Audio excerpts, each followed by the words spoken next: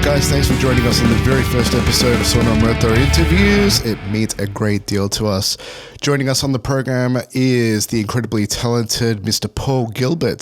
Thanks for joining us on the program today. How are you, mate? I'm doing good. How are you doing? I would really like to add that guitar to my collection. It's very wantable. It's got the slide magnet on there. It's got 3 pickups. A lot of times 3 pickups doesn't sound, it just looks better than it sounds. This one, for some reason, is like the best sounding 3 pickup guitar. These two together.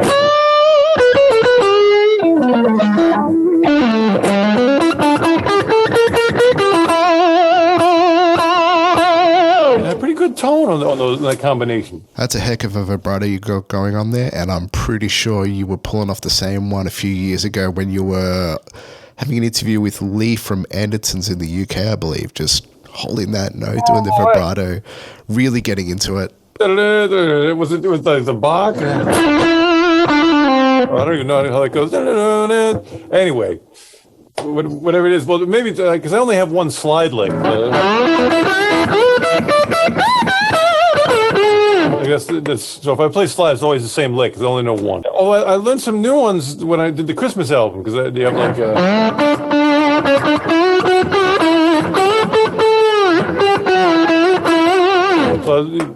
I think I got some of those. And then actually the single that came out today, as we speak, was a song called 3 Ships. And for that, because usually if I do slide, it's only slide. And if I play normally, it's only normal. I don't combine the two. But that one, for one of the first times I did, where I played like the normal notes.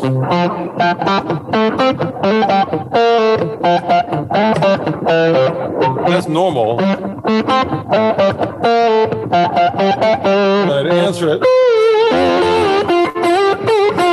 And I'd have a little slide answer. It sounds like another voice. So it's nice. Because there's no singer, to have a voice come in that's different than my normal guitar to sort of break things up. Well, look, that's the thing. What I've heard from your albums, what I've heard in interviews, what I even heard when you were playing around while I was setting up the camera and stuff before this interview, you sing through your fingers. Well, I play a lot. Maybe I have multiple personalities, which, you have different moods, I would say, different emotions. And that's, over the years, I've explored so many things. Like when I was a kid, you kind of want to prove yourself when you're a kid. You want people to think you're a good person or a smart person or a person that's learned some skill. And so that's hard to do with rock guitar, because rock guitar is kind of like a do-it-yourself, especially when I was a kid, it wasn't really like a respected thing. Like if you were an engineer or a doctor or something, if you say like, "Oh, I'm a rock guitar player," oh, great, can't wait till this guy gets out of the room, and so my parents had a lot of classical albums, and my sister was studying ballet, so I'd hear it a lot in the house, and I remember thinking like, well, those musicians, those sound like respectable people, like they're probably educated, they can form sentences. They wear their clothes are nice. It's a whole other level of musician. And so I spent a long time, almost as personal self-defense in learning.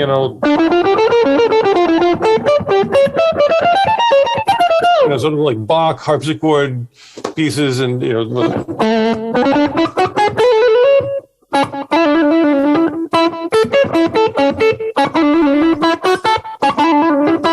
just real things that you play with a violin or play with a harpsichord, and it's helped my technique a lot, and I genuinely like that kind of music.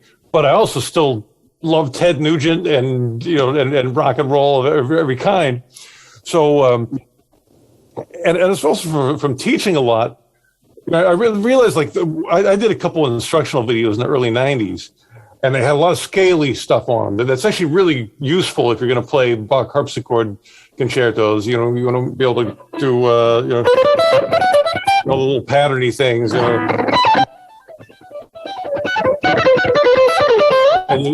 I spent a lot of time with that, and it kind of promoted that as a musical idea. Like this is this is how you play guitar, and that was like a small little window of my journey. But it really, a lot of, I guess it's good that, people liked it, but it's done a lot of damage, which I find from having lessons, people come in, that's their whole world.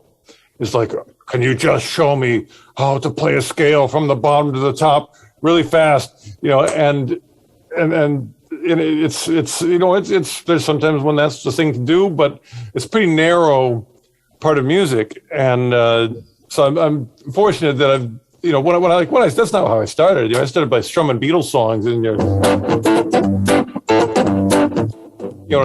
Beatles, were getting that from Buck Owens or the Everly Brothers, the sort of country western strumming, and then Johnny Be Good kind of stuff.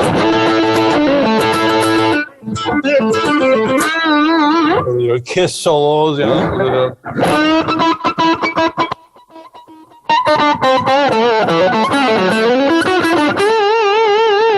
Ace really cool vibrato, and all those elements I really love. And then once in a while you can throw in your Yngwie lick. But anyway, I'm talking too much. Your turn. Not at all. Not at all. Like, it's what I love most about your playing. Anywho, you got your 17th album, Twas, coming out. Want to tell us about that? I'm glad that people doing interviews that know those numbers, because I lost count, and also sometimes I don't know what counts, because there'd be like an album that I only did for release in Japan, or some bootleg that became a release, for a short time, and I don't know if those count. So it's I kind of live in the present, especially with the way the industry is.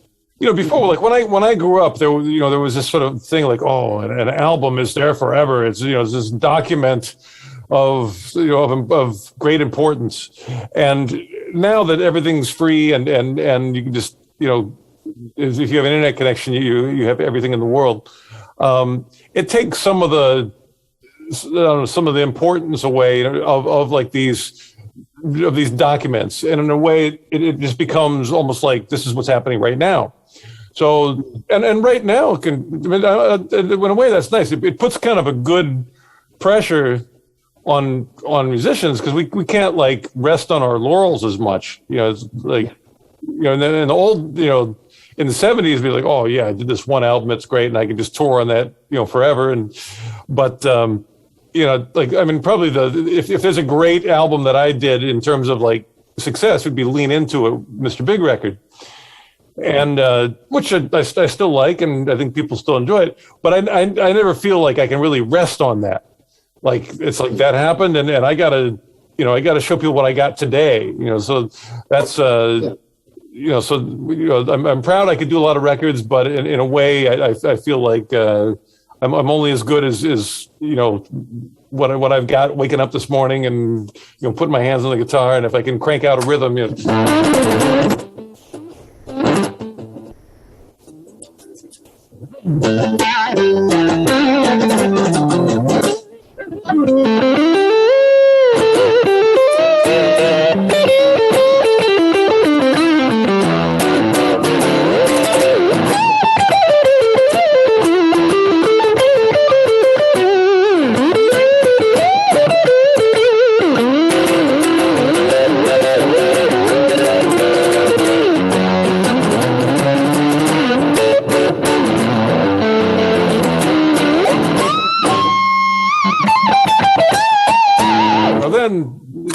That to me is important. It happened right now. Well, how about you tell us a little bit how it all came about?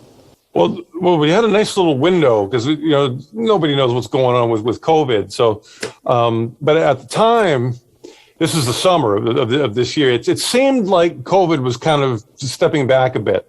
So we felt all right about getting in a room and breathing the same air and doing things normally.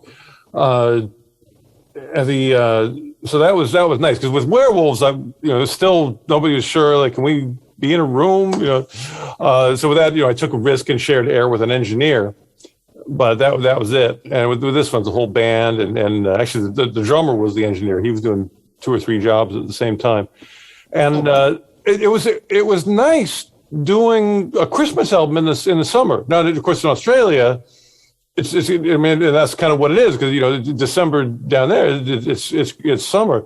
So I was feeling that like it was a heat wave in Portland where I live. It was like 104 Fahrenheit, and I remember just sort of walking down the street, going like, "Let it snow, let it snow, let it snow," to myself, and really enjoying it. And go like, I don't think I'm the only person in Portland right now who's singing songs about snow in their head, and. So that was well. Look, at one point in time, you were the only person thinking, I wonder what it would be like if people only had arguments about pie. I hope they don't, because they're arguing about everything else. So it's got to be some respite.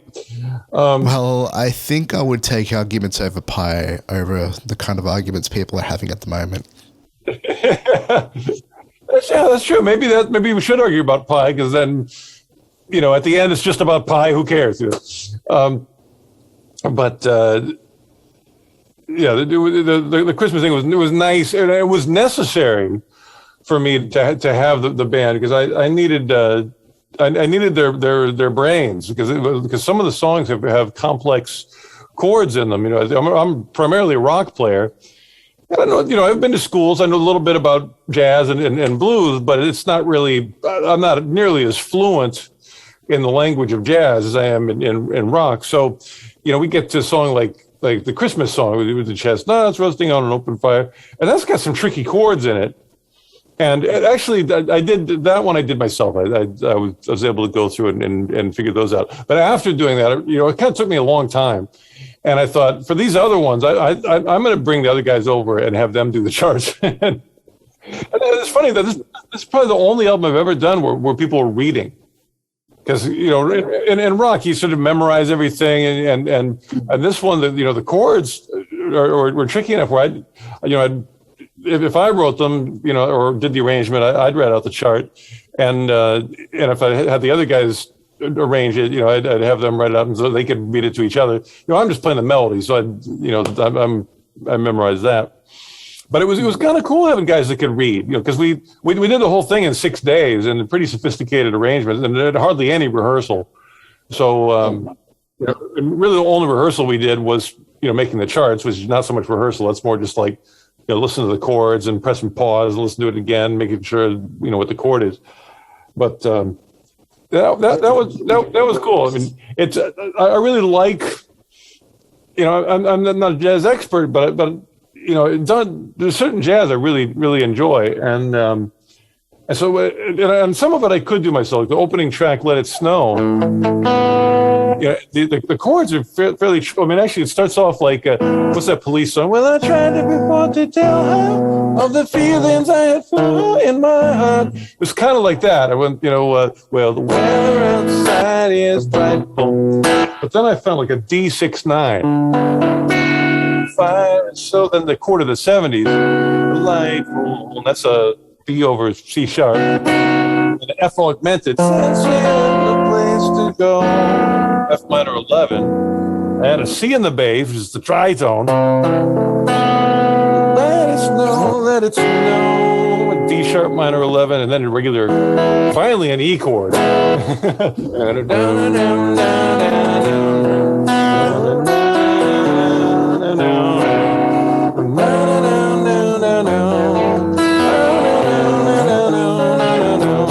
And at the end, when I go like,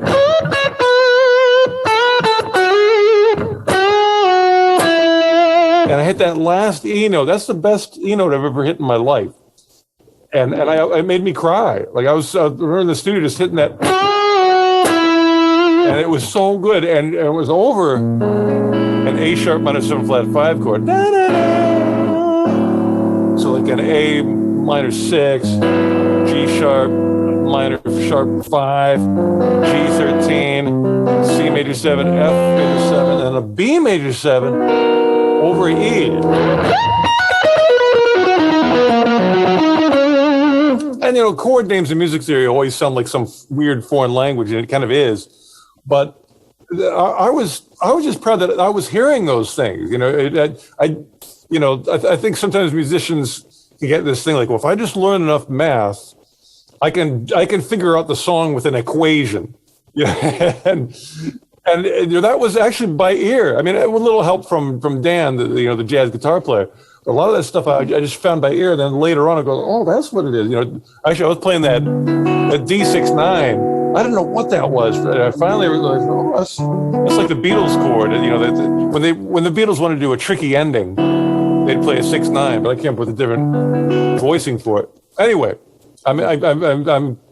my guitar brain is on fire. Sorry about that. Why are you apologizing? This is awesome. I don't know who the audience is. Like, is this guitar players that are listening to us, or is this regular people? A little bit of both. Well, I got to say something for the regular people. What would that be? Let's see. Well, I played only red, green, and white guitars for the whole session. And we did when we took video of everything. We had a video guy come over and put up cameras all around the room, so which was cool because since we tracked it live, it's nice to see the real performances. And I've been releasing those gradually. I think I've got 3 or 4 of the songs out now, but we did it for everything. So eventually I'll try to get all those up on YouTube, and you can see how it was done. Well, when watching the film clip for Hark, I recall seeing your keyboard player, 𝙎𝙤𝙘𝙖𝙨 talking about arrangements, quarter voice, voicings, modes, flipping through arrangements on his iPad. You were just like, here's how I'm going to do the intro, and then you just rip straight into the intro. And, on what you were saying before, you weren't sure if this interview was for regular people or musicians. I don't think it really matters. Like, both still get those melodies, and they're transcendent of an explanation.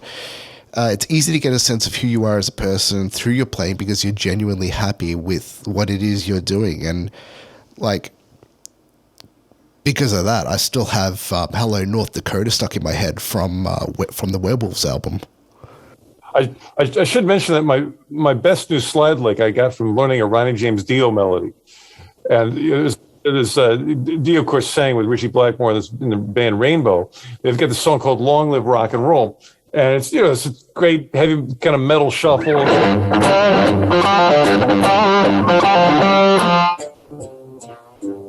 The end of the chimney, you know what I mean? It's the stars of there.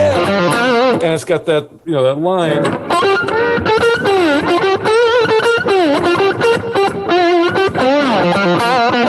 And that na na na na. Now you take those notes, and if you just play them real straight like that, they're kind of lifeless. So I had to figure out where the slides were. I just got my slide out and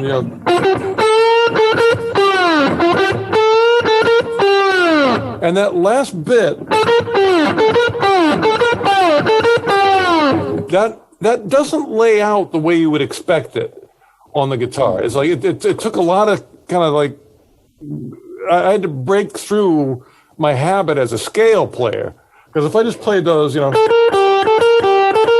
if I just look at only the notes and not the sliding stuff, then I would do it on one string, But that's something more like a harpsichord, where the way he plays it, it works better on 2 strings. But then the way it looks weird. I'd really study that because it was just like counterintuitive visually, but it sounded right. And so then when I got to Hark,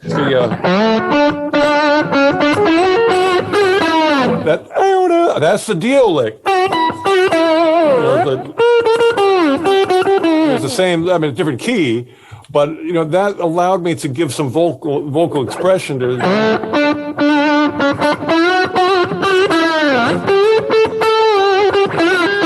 I can't remember the rest of it. I'll get it before the gig, but that's that's the trick. Like I've never actually learned any guitar slide licks. I get it all from studying the singers.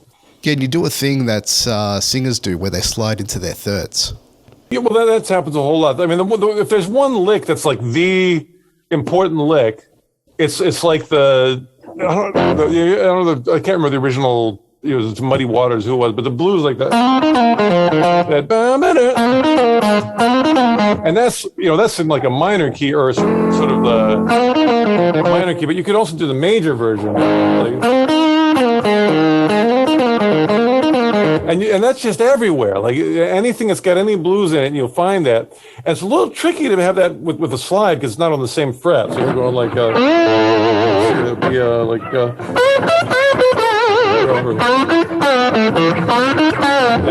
I mean, again, give me time to practice. But a good example is "Joy to the World," the Three Dog Night. You know.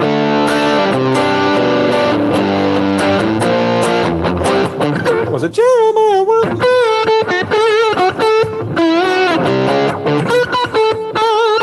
I'm getting it.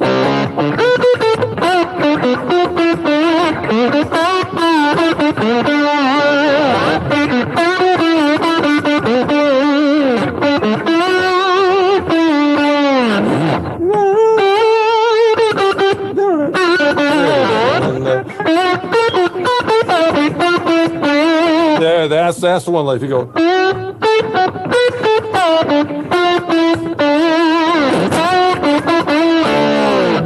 that's demanding, but that's the lick.